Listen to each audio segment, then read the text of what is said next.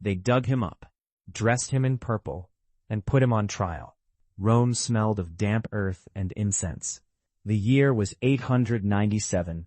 The defendant could not speak. Flesh clung to bone, eyes sunk and dull. A man in a papal stole sat slumped on a throne. He had ruled less than a year earlier. The new pope wanted a verdict.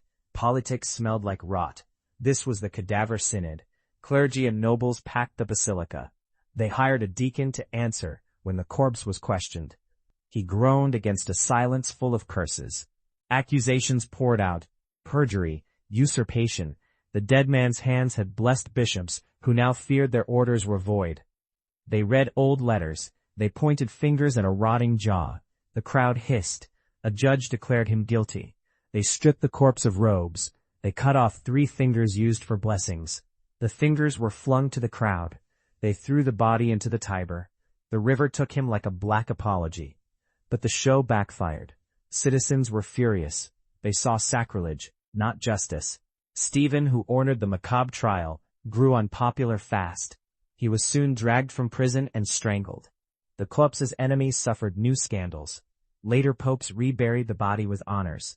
The church tried to stitch its reputation back onto bones. The image clung in memory.